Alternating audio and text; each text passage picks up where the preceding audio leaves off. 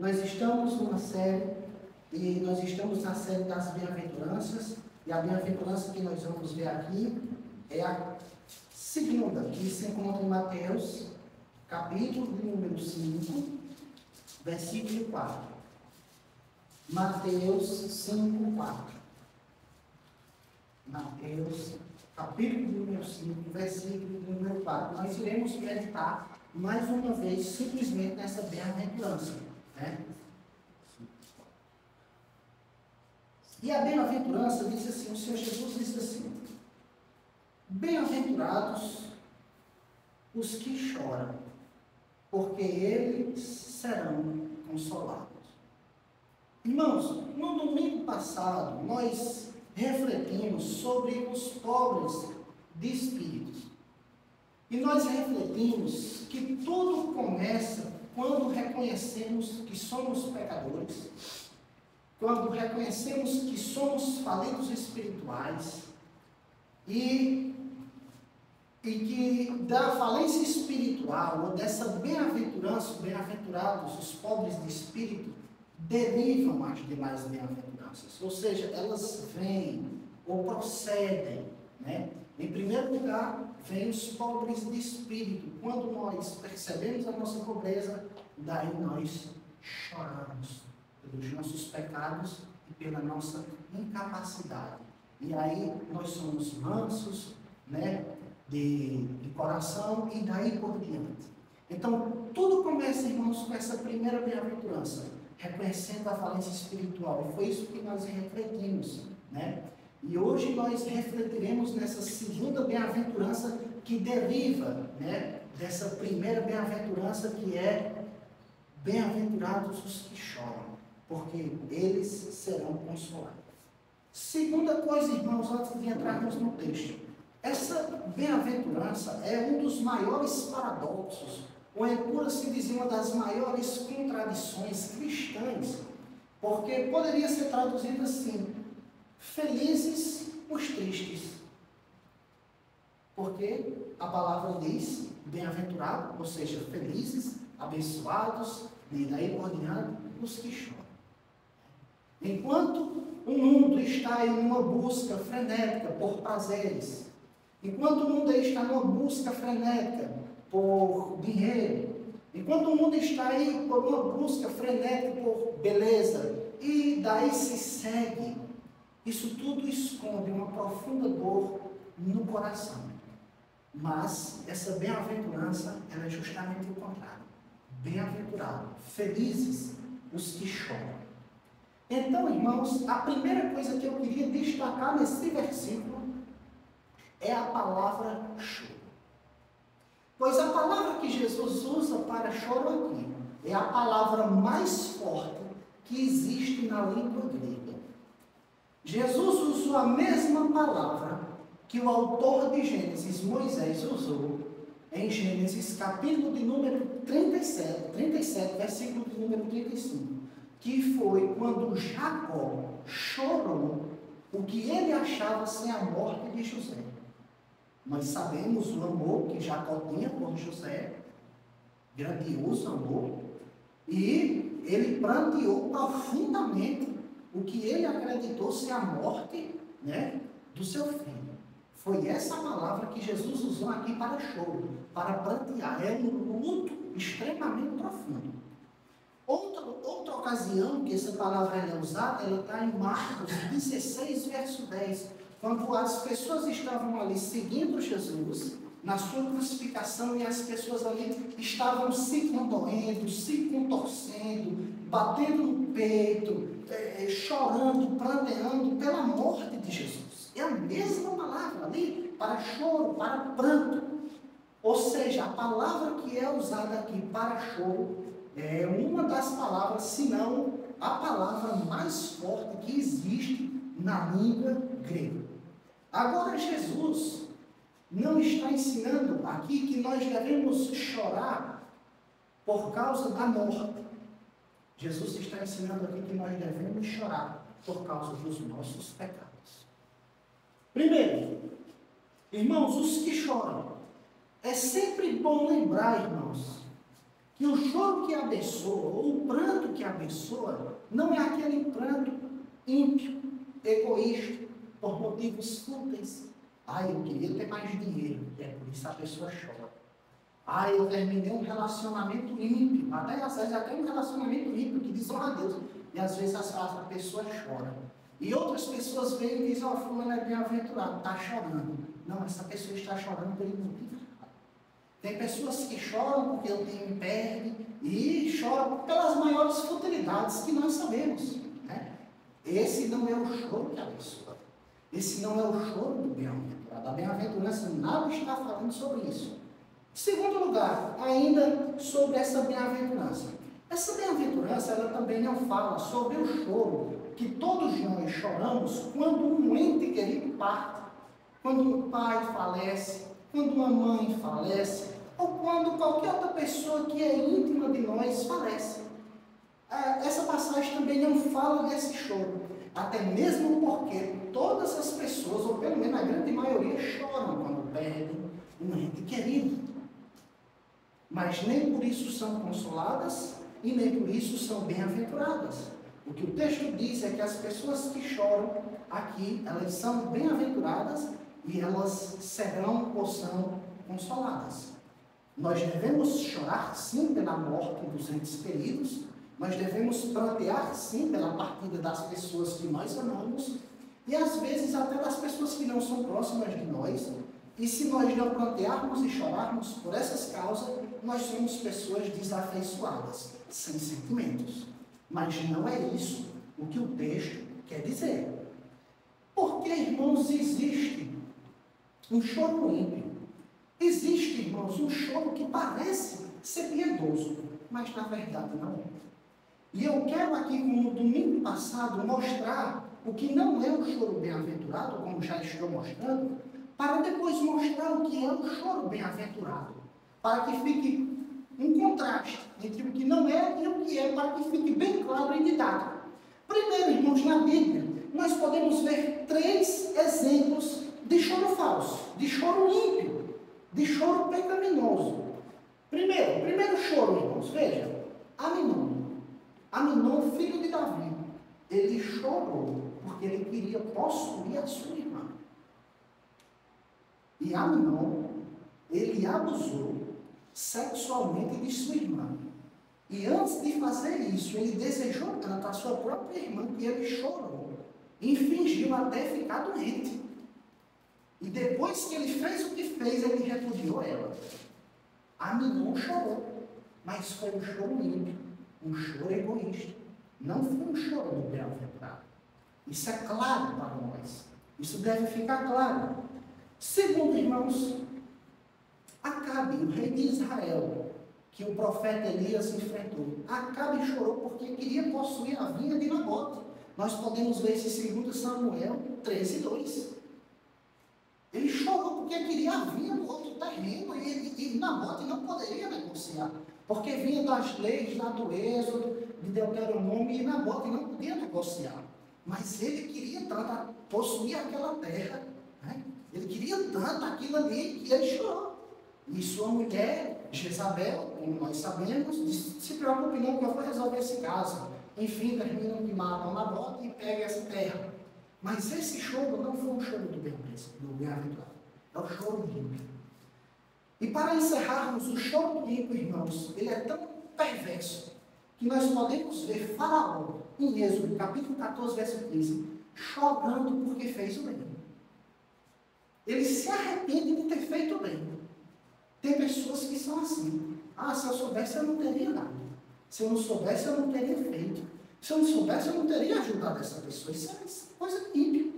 Né? Ele liberta o povo para que o povo, né, vá embora do Egito. E de repente, no meio do caminho, ele se arrepende de ter feito bem ao povo de Israel. E ele diz: vamos atrás do povo de Israel. Esse é, irmãos, o choro ímpio. O choro mundano. Esse não é o choro do bem-aventurado. Agora, irmãos, observe. O choro do bem-aventurado é um profundo pranto, irmãos, pelo pecado que reside nele.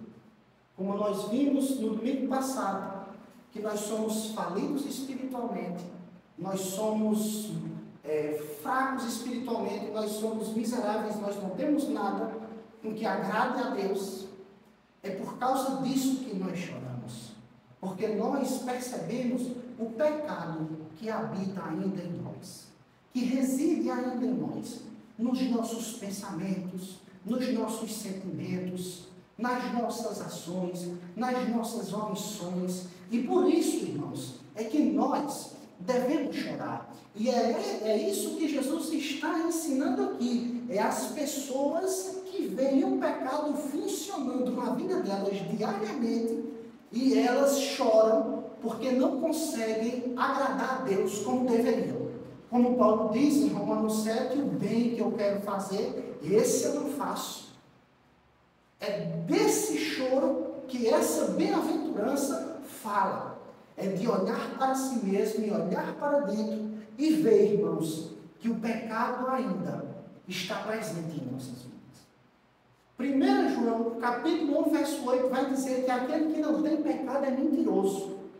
E João diz, se nós, ele se inclui no meio, o apóstolo João, ele diz que tem pecado também. Se nós dissermos que não temos pecado, somos mentirosos.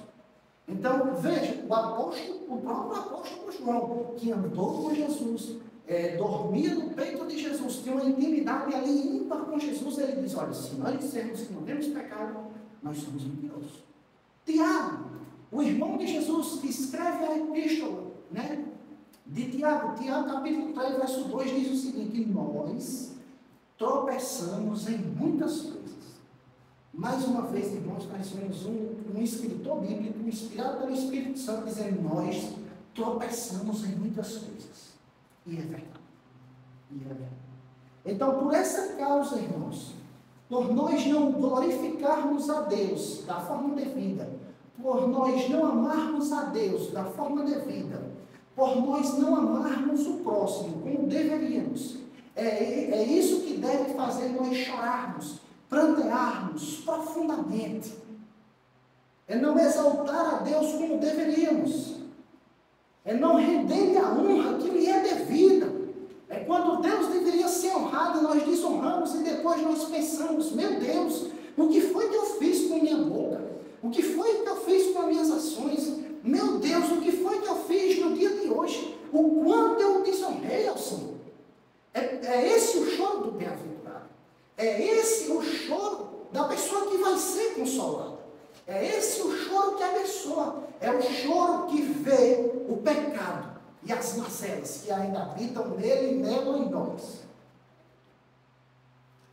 A descrença, irmãos, que tem nos nossos corações.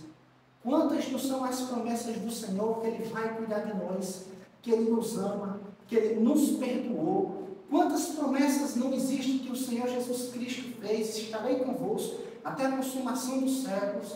Eu estou com vocês, eu perdoo vocês. E nós, às vezes, dizemos, cadê o Senhor? O Senhor não está aqui, o Senhor não me ama, o Senhor não cuida de mim. É descrença, irmãos. Nós devemos prantear profundamente pela nossa descrença. Porque muitas das vezes nós não cremos no que o Senhor diz, não confiamos nele. Nós colocamos a nossa confiança em dinheiro, em pessoas, em partidos, em igreja até mesmo, em coisas que não deveríamos. Nós confiamos em tudo, mas às vezes nós não confiamos em Deus. Confiamos até mesmo na medicina. Não estou dizendo aqui que deixe de ir no médico, não, eu estou dizendo que às vezes a gente não crê, não confia, não se sente seguro nas mãos de Deus e na sua providência. Então nós devemos chorar por isso, porque os pecados, irmãos, são cometidos diariamente contra um Deus de graça, contra um Deus de amor, contra um Deus que é pacífico, longânimo, bondoso. Nós devemos prantear, irmãos, porque nós ferimos a glória de Deus diariamente. É isso que essa bem-aventurança nos ensina. Não é uma mera sensação de tristeza, mas é um profundo luto, irmãos, diante de Deus e diante da sua glória. Como eu disse, O choro aqui é o choro comparado, é um choro a partida de uma pessoa, uma morte de uma pessoa. Então, quando for no fim do dia, que nós meditarmos nos nossos pecados, que nós tenhamos um profundo luto, como se alguém tivesse morrido. É isso que Jesus está ensinando aqui, nessa bem-aventurança. É um profundo luto pelos nossos pecados. Mas eu desconfio, irmãos, que são poucos cristãos, se é que eu posso chamar de cristão, que planteiam, que choram pelos seus pecados. São pouquíssimos, irmãos, que têm um pesar no coração. A tristeza, a agonia, a angústia de dizer, meu Deus, hoje eu lhe desonrei.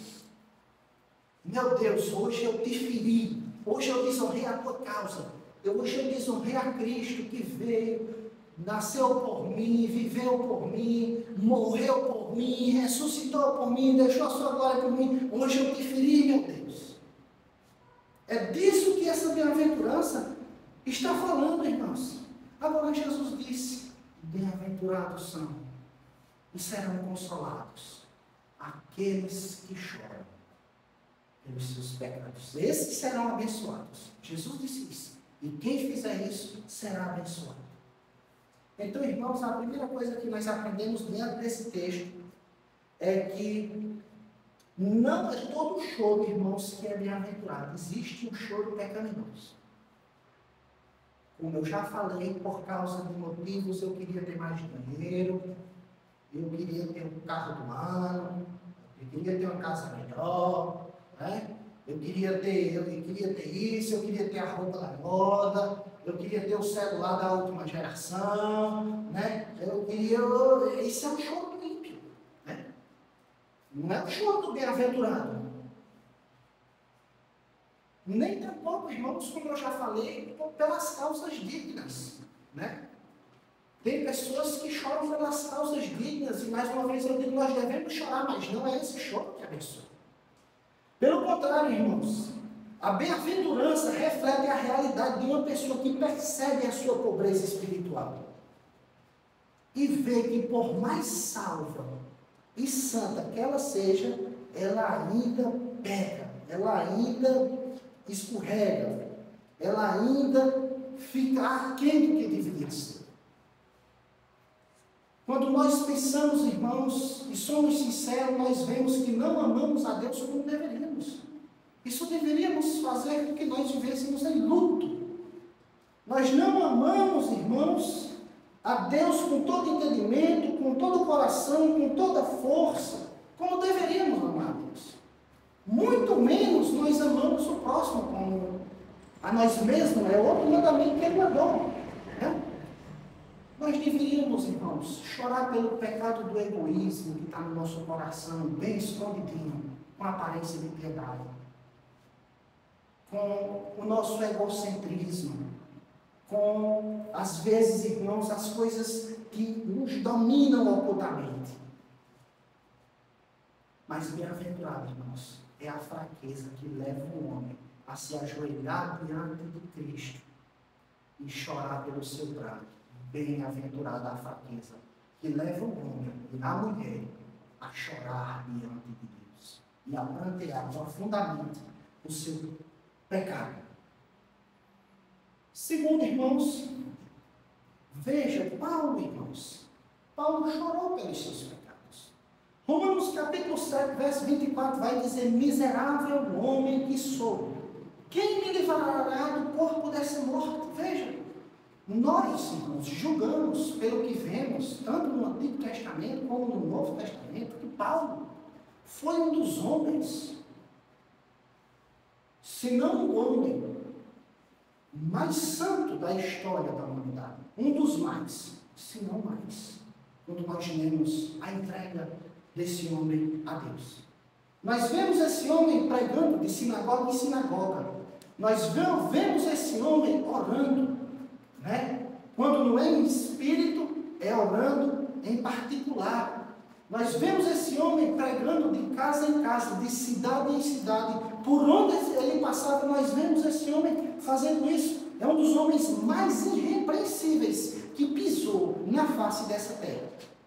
Mas mesmo Paulo sendo um homem assim, um homem que vivia de forma extraordinária, irmãos, um homem que foi separado por Deus para ser salvo, um homem que foi separado por Deus, como ele diz, no ventre de sua mãe ele foi separado, um homem que foi separado para ser apóstolo, e apóstolo dos gentios, pregador, um homem que foi santo, separado, até mesmo no quesito da mulher. Nós não sabemos se Paulo era casado ou não, porque só poderia fazer parte do sinédrio se fosse casado. E antes de ser chamado por Cristo, Paulo fazia parte do sinédrio. Diante disso, alguns deduzem que Paulo era casado. Mas nós não podemos afirmar com certeza.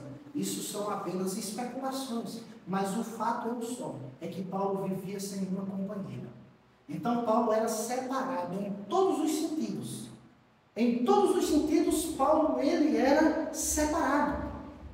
Mas ele olha em Romanos 7 e chora e diz: miserável homem que sou. Em algumas traduções, desventurado homem que sou. Quem me livrará do corpo dessa dor? É o apóstolo Paulo, irmãos. É um homem que foi ao terceiro céu e viu coisas que ele mesmo disse que são inefáveis, impossíveis de ser escritas. Ele diz: miserável homem que sou. Quem me livrará do corpo dessa morte? Então, irmãos, Paulo vivia em constante angústia e aflição por causa dos seus pecados. Irmãos, Paulo não chorava porque perdeu os seus bens. Ai, meu Deus, depois que eu me converti a Cristo, eu perdi tudo que eu tinha. Paulo não chorava porque perdeu a sua reputação diante da sociedade judaica. Paulo não chorava, irmãos, por ser perseguido, até mesmo, às vezes, pelas pessoas que ele mesmo foi usado por Deus para ganhar para Cristo. Como teve perseguição de dentro da igreja de Corinto, quando foi ao lugar onde ele passou muito tempo lá, mais ou menos 1 ano e meio pregando. E depois, muitos daquela igreja se levantaram contra ele, mas ele não chorava por isso, né? Ele não chorava por perdas humanas. Pelo contrário, irmãos, Paulo chorava profundamente por causa dos seus pecados. E aqui eu termino esse ponto dizendo: miserável homem que sou. Quem me livrará do corpo dessa morte? E quando lemos, em seguida ele vai dizer: mas graças a Deus eu dou por Cristo Jesus, porque quem está nele, nenhuma condenação há. Então, irmãos, nós devemos refletir pelos nossos pecados. Por mais que sejamos pessoas salvas, que cremos em Jesus, nos arrependemos dos pecados, e muitas vezes, irmãos, nós percebemos que nós mudamos. Outras pessoas percebem que nós mudamos, mas mesmo assim, irmãos, nós somos pecadores. E principalmente, irmãos, nesse tempo de frieza espiritual, é que nós devemos prantear por causa disso. Porque, irmãos, hoje, a realidade é que nós fazemos a obra de forma relaxada. E Jeremias disse: ai daquele que fizer a obra de Deus de forma relaxada. Leia Jeremias e coloque Jeremias: ai daquele que faz a obra de forma relaxada. E hoje em dia, é tudo o que nós vemos. É pessoas fazendo a obra de Deus relaxadamente. É pregando sermão sem estudar. É subindo no púlpito sem orar. É sem ter a menor preocupação com sua própria vida espiritual, com sua pureza. Eu não estou falando de perfeição não, irmãos. Até mesmo porque eu já citei aqui textos que dizem que nós somos pecadores, e somos mesmo. Mas o fato é que as pessoas assim não estão mais colocando a sua vida à disposição de Deus. Então nós devemos chorar, irmãos, por causa disso. Estejamos avivados ou frios na fé, o fato é que nós devemos constantemente meditarmos e chorarmos por causa dos nossos pecados, que são muitos, E sempre, irmãos, podem ter certeza de uma coisa: sempre, isso enquanto nós estivermos aqui, isso vai acontecer, sempre nós estaremos aquém. Sempre, por mais que nós façamos tudo, nós seremos servos e nós estaremos aquém de quem é o Senhor e do que Ele pede de nós. Agora, irmãos, tem uma coisa, tem um detalhe aqui pastoral que é extremamente importante e que nós, nessa comunidade, devemos praticar com todo afinco. E essa daqui é a aplicação mais pastoral que eu vou fazer. Irmãos, os que choram pelos seus pecados aceitam a repreensão quando são repreendidos. Irmãos, quando as pessoas salvas são repreendidas, elas aceitam. Pode ser pastor, pode ser presbítero, diácono, evangelista, quem quer que seja. Quando uma pessoa, ela chora pelos seus pecados, verdadeiramente, e ela é repreendida, ela aceita. E eu vou provar, irmãos, com a palavra de Deus. Eu estou falando quando ela é repreendida à luz da Bíblia, né? À luz dos pensamentos dos homens, à luz da Bíblia. Veja, irmãos, Davi era rei. E o profeta Natan, quando Davi adultera, depois de um tempo, vai até Davi e, de forma extremamente habilidosa, Natan conta uma história, uma parábola, né? De uma ovelha e tudo mais que nós já sabemos. E quando Natan termina, Davi diz: esse homem é digno de morte. Aí Natan olha para ele e diz: pois esse homem é você. Como rei, como guerreiro que era, como um homem sanguinário, em certo sentido, né, que não construiu o templo até por causa disso, ele poderia ali desferir um golpe contra o profeta e matá-lo na hora. Mas o rei, estou falando é de rei, nós nem sabemos o que é a autoridade de um rei, porque no nosso país não existe isso. E muitas das vezes não entendemos bem a Bíblia por causa disso. Porque tem uma distância cultural muito grande. O rei podia fazer praticamente tudo. E Davi, ao invés de dizer as coisas com Natan, ele vai chorar diante de Deus em jejum. Sabe por quê, irmãos? Porque apesar de Davi ter pecado, falhado, pecado terrivelmente, mas ele chorava e pranteava pelos seus pecados. Quem não aceita a repreensão é porque nunca chorou pelos seus pecados. É seríssimo. Quem tem dificuldade em aceitar a repreensão, como eu disse, pode ser pastor, presbítero, seja quem for, não chora pelos seus pecados. Segundo, irmãos, Pedro, pode ler o livro de Gálatas. Pedro estava com medo com os gentios, está lá no capítulo 2. E quando ali alguns judeus, né, da turma de Tiago, que era mais legalista, ele começa a se afastar dos gentios e Paulo, aliás, percebe que Pedro está tendo uma postura hipócrita. Na frente dos gentios ele está de uma forma, e na frente dos judeus ele está de outra. Então, diante das pessoas, o próprio Paulo escreve que ele repreendeu Pedro duramente. Não foi repreensão qualquer, não. Foi repreensão dura, de apóstolo para apóstolo. Mas Pedro se calou. Porque ele estava errado. E ele sabia. E depois ele escreve uma epístola elogiando Paulo. Dizendo que era um grande apóstolo, que escrevia coisas até difíceis de se entender. E que muitos distorciam. Veja, esse é um homem bem-aventurado.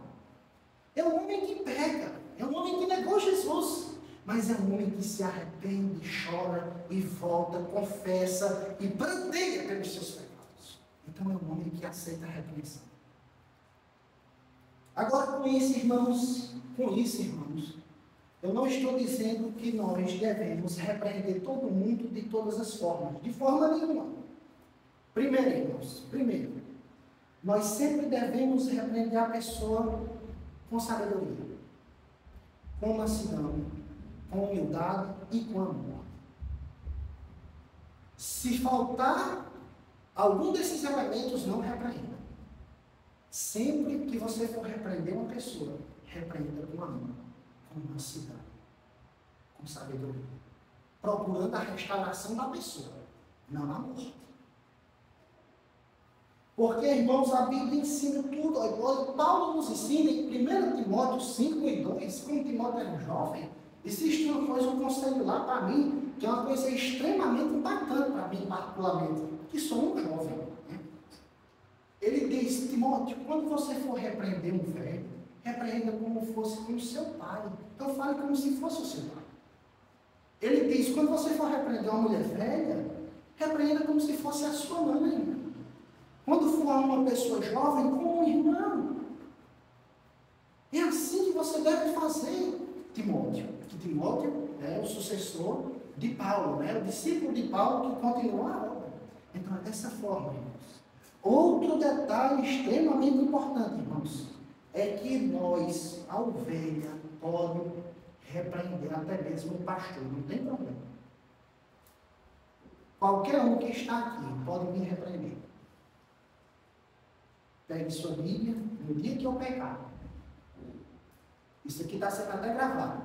E vai sair, se Deus quiser, mas no dia que eu pecar, pode vir até mim e dizer: Salomão, isso aqui você pecou. Se eu pequei contra alguém, pode dizer. E se eu pequei contra você, pode dizer também. Porque Jesus ensina isso em Mateus 18, 15 ao 17. Mateus 18, 15 ao 17. Ele diz: se o teu irmão pecar contra ti, vai até ele e repreende. Se ele aceitar, ganhaste teu irmão. Se ele não aceitar, chama 2 ou 3 para confirmar as palavras. Se ele não aceitar, leva o caso à igreja. Então, irmãos, todo mundo pode repreender.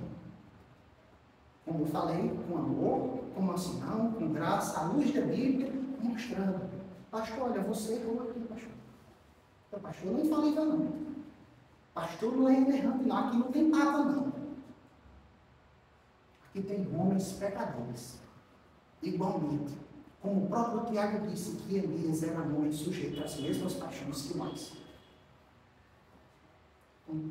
E outra coisa, irmãos, eu disse que essa comunidade deve colocar em prática. Urgente, sempre. Isso evita fofoca, irmãos. Isso evita fofoca, irmãos. Porque se Daniel pecou contra mim, eu não vou dizer a Deus. Eu não vou dizer a minha mãe. Eu vou dizer a Deus. Eu acho que a Deus passou do tempo. É por isso que em muitas igrejas a fofoca corre solta. Por quê? Porque ao invés da pessoa chegar na outra e dizer: olha, irmão, eu acho que você aqui se excedeu, você aqui errou, olha, vamos orar, você pecou. Ao invés dela fazer isso, ela sai contando a um, contando a outro, de repente está tudo contaminado. Que coisa é essa? Vamos ler a Bíblia, vamos colocar a Bíblia em prática. É o que está na palavra. Se alguém pecar contra você, irmão, se for da igreja, pode repreender a luz da Bíblia. Pode pegar a sua Bíblia e dizer: irmãos, aqui você não tem problema nenhum. Porque, de alguma forma, eu tenho uma autoridade dada por uma igreja, por um ministério que está debaixo da unção de Deus. Mas maior, irmãos, é a autoridade suprema da palavra. Se alguma coisa ferir aqui, pode ficar com a palavra, seja quem for. Se a igreja disser: não, isso não, a Bíblia, foi isso que aconteceu na reforma. Os homens colocaram o papado, os homens colocaram a igreja acima da Bíblia, e os reformadores vieram, demoliram isso e disseram: tira isso, acaba com isso, só na Escritura, somente as Escrituras.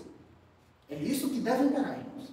Então, para que evite qualquer coisa, irmãos, se alguém pecar contra você, ou você vê essa pessoa pecando, vá até ela e faça como Jesus ensinou, passo a passo. Isso é uma igreja bíblica, isso é uma igreja saudável, e isso é uma igreja que glorifica a Deus, até mesmo na disciplina. É assim que deve ser. É assim que deve ser. Irmãos, aqui ainda há outra categoria de choro, né? Que é aqueles que lamentam, irmãos, pelo pecado dos outros, do mundo, pelas impiedades, as coisas profanas que nos cercam, as blasfêmias aí que estão aí em todo canto. Olha o que o salmista no Salmo 119, verso 36 diz: torrentes de água nascem dos meus olhos, porque os homens não guardam a tua lei. Então nós, irmãos, devemos chorar por esse mundo pecaminoso, por esse mundo caído, por esse mundo que está cheio de blasfêmias, mentiras, abortos, abusos, e daí roubos, escândalos, e daí por diante. Segundo, irmãos, nós devemos também orar, especialmente pelos que professam a fé e andam escandalizando, blasfemando, e fazendo com que o nome de Deus, o nome de Cristo e o nome da igreja sejam blasfemados. Daniel, capítulo de número 9, verso de 5 ao 13. E Lamentações, capítulo de número 3. Tanto o profeta Daniel quanto o profeta Jeremias lamentam pelo povo de Israel. Daniel ora dizendo: Senhor, nós pecamos contra ti. Ele se coloca no meio, ele não se coloca de fora, não. Os sacerdotes, Senhor, os homens pecaram, aqueles que tomam de conta da tua nação, os reis pecaram, então ele chorou. Jeremias também vendo, né, o Império Babilônico invadindo Israel, saqueando tudo, queimando tudo dentro da caverna, provavelmente no Gólgota. Ele lamenta pela situação de Israel. Ele chora profundamente, né, por Israel. Enfim, irmãos, para terminarmos esse ponto aqui, Jesus chorou pelo pecado das cidades impenitentes e pelo pecado de Jerusalém. Para mim, na minha cabeça, é retumbante quando eu leio Mateus 23, versículo 37, onde Jesus diz assim: Jerusalém, Jerusalém, quantas vezes quis eu te ajudar como as galinhas junto aos pintinhos, e tu não quiseste. E tu não quiseste. E Jesus sabia que a mão de Deus iria pesar terrivelmente, como aconteceu. Como aconteceu. Então nós devemos chorar, irmãos, pelo pecado do mundo. Nós devemos chorar, irmãos, pelo pecado da igreja de hoje, que é uma igreja rica e abastada. Mas é pobre, é nua, é cega, é fria espiritualmente e não tem mais o poder de Deus como tinha. Nós devemos chorar por isso, irmãos, porque as pessoas não estão andando mais de forma santa. Eu não estou falando de uma santidade externa, de roupa, de aparência simplesmente. Eu estou falando de santidade no íntimo, de desejos santos, de pensamentos santos, de vontades santas. Porque nada adianta, irmãos, eu colocar uma roupa bonita e andar de forma bela se eu for como os fariseus, um serpão caiado, que Jesus disse. Bem ajeitado por fora, mas dentro é tudo. Não adianta, irmãos, nós devemos, irmãos, chorar, irmãos, porque a igreja anda fria, abandonou o primeiro amor. Nós devemos chorar, irmãos, sabe por quê? Porque nós já não nos amamos mais como irmãos. Nós não se importamos mais com quem, se alguém aqui ali, se alguém aqui ora, como é que alguém que está espiritualmente, a gente já não se importa, tanto faz. Que irmandade é essa? Nós devemos chorar, irmãos, pelos nossos irmãos. Se alguém está mal espiritualmente, frio, se alguém não está lendo a Bíblia, não está crescendo na graça, na fé, no conhecimento, como nós devemos chorar por isso, irmãos, pelos irmãos. Nós devemos, irmãos, chorar, porque muitas das vezes nós somos frios, indiferentes, não se importamos às vezes nem com o próprio Deus. O que Deus está pensando, o que Deus está achando, o que Deus diz. Nós também devemos chorar, irmãos, pelas guerras no mundo, pelo pecado, pelos danos irreversíveis que acontecem em uma guerra. Nós devemos chorar porque tem pessoas que rejeitam Cristo, dia após dia, momento após momento, pregação após pregação. Nós devemos chorar por essas pessoas como Jesus chorou. E o choro de Jesus, irmão, foi profundo e foi verdadeiro e real. Por esse povo, o povo judeu, de onde ele veio. Ainda que, irmãos, eu quero dizer uma coisa, muito importante também, mais uma aplicação pastoral. Irmãos, nós devemos apontar o pecado, como Paulo fazia, como Pedro fazia, como Jesus fazia, todos os apóstolos e profetas. E eu digo mais, nós somos extremamente habilidosos em apontar o pecado das pessoas. E nós devemos fazer isso. Agora, tem um detalhe. Nós devemos fazer isso, irmãos, quando nós mesmos já tivermos chorado pelo pecado daquela pessoa. Quando nós já tivermos sentido o peso por causa daquela transgressão e daquele pecado. Porque quando nós repreendemos uma pessoa, simplesmente para parecermos mais santas, mais justas, mais dignas e melhores do que ela, nós nos igualamos igual aos fariseus, que viviam repreendendo as pessoas, mas não amavam. O que eles queriam era que as pessoas morressem, mas não fossem restauradas. Então, irmãos, nós, quando repreendemos, irmãos, as pessoas, nós devemos repreender visando a restauração e não a morte. E não a morte. Era isso que os fariseus faziam. Então, quando nós apontamos o pecado de alguém, sem nós mesmos estarmos sentindo o peso daquele pecado e pranteando, nós só estamos sendo como os fariseus. Todas as vezes que nós apontarmos ou mostrarmos o pecado de uma pessoa, que façamos isso em amor, com o coração pesado, mostrando a ela as consequências do pecado.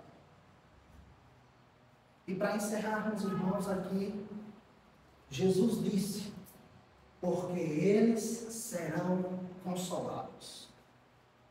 Porque eles serão consolados. Irmãos, existem dois tipos de consolação, ou eu diria que duas etapas de consolação. Aqui Jesus está se referindo, primeiro, às pessoas que veem sua condição espiritual, sua miséria, sua pobreza, incapacidade, falência espiritual. Jesus está falando aqui sobre as pessoas que choram, agoniadas, aperreadas, aterrorizadas por causa do seu pecado e não veem saída, a não ser Cristo Jesus. Essas pessoas que choram pelo seu pecado encontrarão consolo em Jesus Cristo. Quem chora pelos seus pecados encontra consolo em Jesus Cristo. Nós podemos ver isso, irmãos, em Lucas capítulo 7, verso 36 ao 50, que vai falar que uma mulher pecadora entra na casa de um fariseu. E ali aquela mulher pecadora, completamente desesperada, por causa dos seus pecados, ela quebra o unguento, ou quebra o perfume, e ali incensa todo aquele ambiente. E ela chora nos pés de Jesus, e limpa os pés de Jesus com suas lágrimas, enxuga os pés de Jesus com seus cabelos. Ela estava completamente agoniada, aperreada, destroçada por causa dos seus pecados.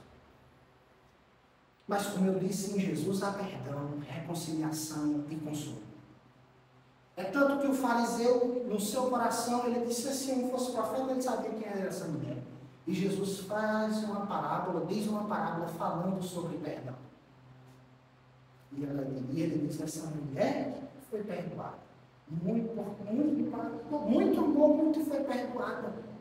Então ela estava desesperada por causa dos seus pecados.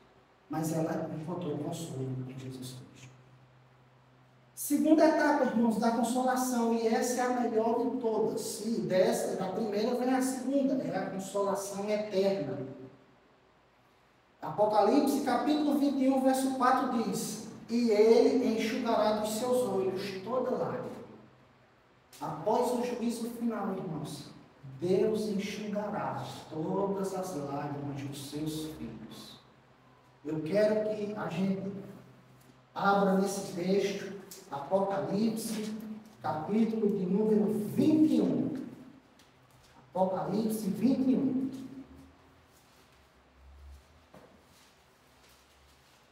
Enquanto os irmãos estão ali procurando, eu quero dizer, aplicar mais uma vez o que seremos consolados. Hoje, irmãos, ainda hoje nós podemos ser consolados. Porque vários são os textos bíblicos que falam sobre perdão de pecados. Atos 3, 19. 1 João, capítulo 1, verso de número 9, diz que se nós confessarmos os nossos pecados, Ele é fiel e justo para nos purificar de todo pecado. Isaías 57, 15, Provérbio 28, 13. Então, irmãos, se tem alguém aqui profundamente arrependido dos seus pecados, saiba que se você plantear diante de Cristo Jesus, está consolo. E para além do consolo, irmãos, de que há em Jesus, há uma promessa maravilhosa. Olha o que diz Isaías 57, 15. Ouça o que diz Isaías 57, 15. Porque assim diz o alto e sublime, que habita na eternidade e cujo nome é santo, no alto e santo lugar, como também com abatido e contrito de espírito, para vivificar o espírito dos abatidos e para vivificar o coração dos contritos. Dessa forma, irmãos, Deus está dizendo que não só perdoa os que se arrependem, os que choram pelos seus pecados, mas Ele habita com aquele que chora pelos seus pecados, que se arrependem dos seus pecados. Esse salmo, irmãos, ele mostra a transcendência de Deus, ou seja, Deus transcende a criação, eu habito no alto e sublime trono, mas eu também habito com um contrito de coração, o abatido de coração. Além dele perdoar, ele habita com tais pessoas. Então, irmãos, eu não consigo imaginar um consolo maior.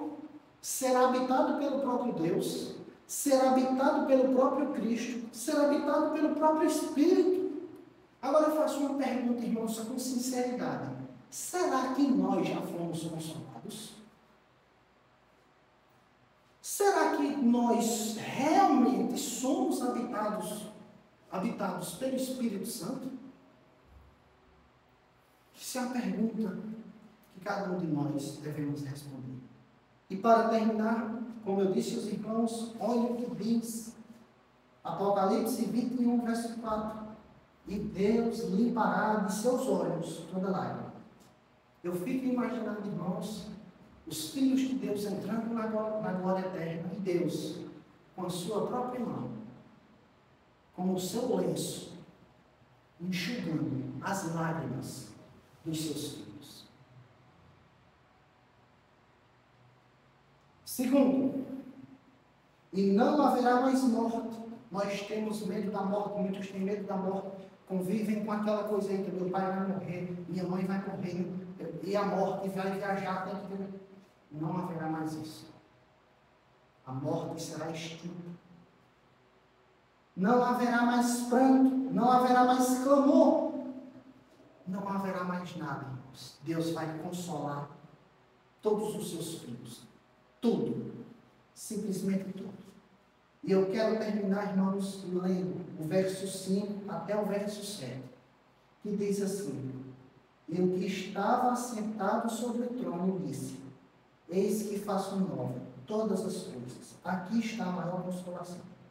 E disse-me: Escreve, porque estas palavras são verdadeiras e fiéis. E disse-me mais: Está cumprido, eu sou o Alfa e o Ômega, o princípio e o fim.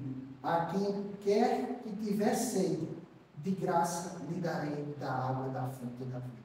Se você tem sede, se temos sede, vamos até a fonte da vida.